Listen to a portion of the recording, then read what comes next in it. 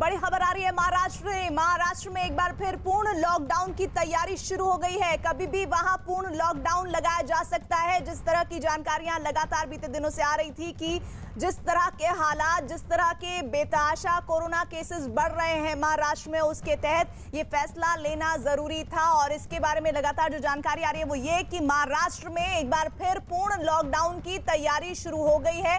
कभी भी वहां पूर्ण लॉकडाउन लगाया जा सकता है।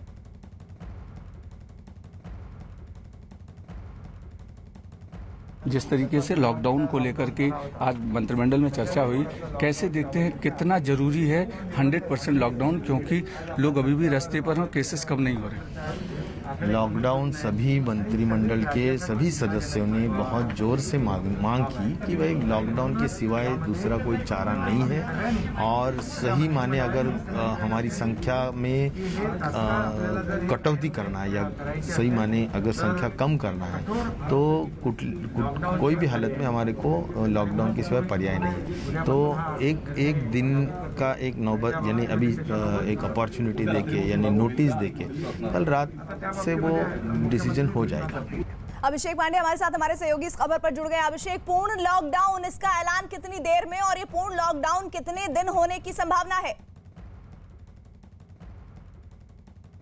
देखिए, करीब 10 से 15 दिनों के भीतर ये पूरा लॉकडाउन रखा जाएगा। यानी कल से लॉकडाउन होने की संभावना है कि कल देर शाम से लॉकडाउन होगा और अगले 1 मई तक इसे रखा जाएगा। उसके बाद इसको कंटिन्यू किया जा सकता है फिर 1 हफ्ते के लिए, लेकिन कल से लॉकडाउन लगना करीब करीब तय हो गया है। मंत्रिमंडल में फैसला हो चुका है। इस बीच एक और बड़ी खबर मैं बता दूं प्रीति कि अभी स्टेट गवर्नमेंट ने अनाउंस किया है कि 10वीं का एग्जाम, महाराष्ट्र स्टेट गवर्नमेंट ने 10वीं का एग्जाम फिलहाल कैंसिल कर दिया है। यानी अब महाराष्ट्र में 10वीं का एग्जाम नहीं होगा। 10वीं के लोगों को पास आउट कर दिया जाएगा सीबीएसई बोर्ड की तरह ही। और महाराष्ट्र में कल से लॉकडाउन 100% लगना तय हो गया है और इसके लिए कभी भी नोटिफिकेशन आ सकता है। ये पूर्ण लॉकडाउन होगा पिछले साल की तरह, सिर्फ अत्यावश्यक चीजों को छोड़ करके, जिसमें दूध, ग्रोसरी, सब्जी, फल, ये सारी चीजों को छोड़ करके और सारी चीजों को बंद कर दिया जाएगा।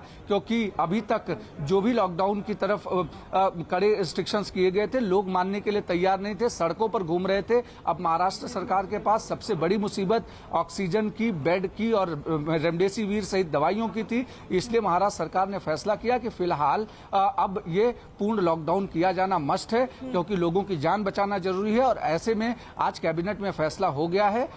नोटिफिकेशन कुछ देर में आ जाएगा।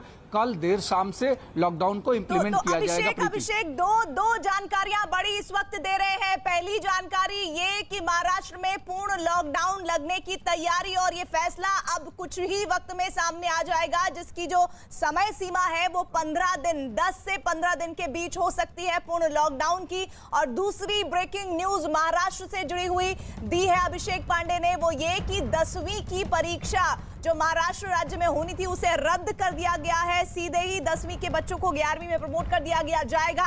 इसी तरह का फैसला बीते दिनों आपने देखा था कि सीबीएसई ने भी लिया था, जिसमें 10वीं की परीक्षा को रद्द किया गया था। क्या 12वीं को लेकर भी कुछ जानकारियां आ रही हैं सामने?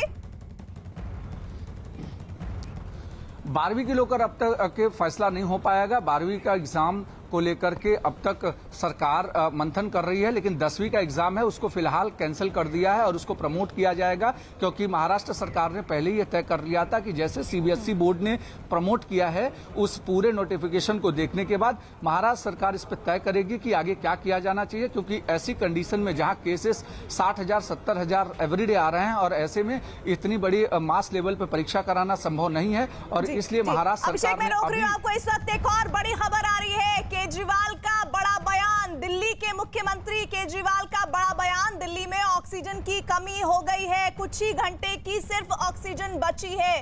केंद्र सरकार से मदद की गुहार कर रहे हैं दिल्ली के मुख्यमंत्री अरविंद केजरीवाल। इस वक्त की बड़ी खबर, जिस तरह से कोविड केसेस बढ़ रहे हैं, उसके बाद लगातार ऑक्सीजन की कमी को लेकर बार बार दिल्ली की सरकार से कहा जा रहा था कि वो बार बार मदद मांग रही है। हमारे साथ प्रियंका कांडपाल जुड़ रही है। प्रियंका जी बिल्कुल, अरविंद केजरीवाल ने ट्वीट करके फिलहाल ये जानकारी दी है कि कुछ ही घंटों की ऑक्सीजन दिल्ली के अस्पतालों में मौजूद है और ऐसे में उन्होंने कहा है कि केंद्र सरकार आप मदद करे।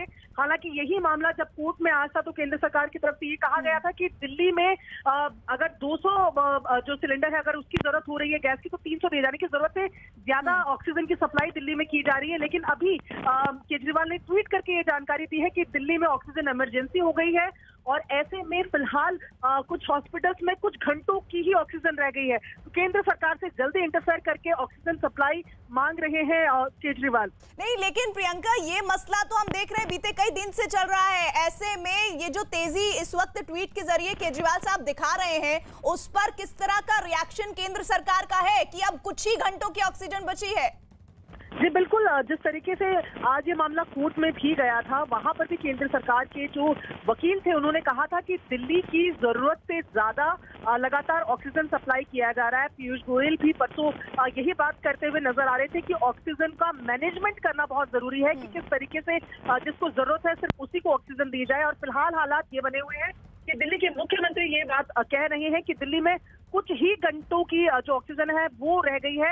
इससे पहले हमने देखा था कि सफदरजंग अस्पताल ने भी नोटिस जारी करके ये बात कही थी कि ऑक्सीजन की डेफिशिएंसी की वजह से इलेक्टिव सर्जरीज को वो नहीं कर रहे थे।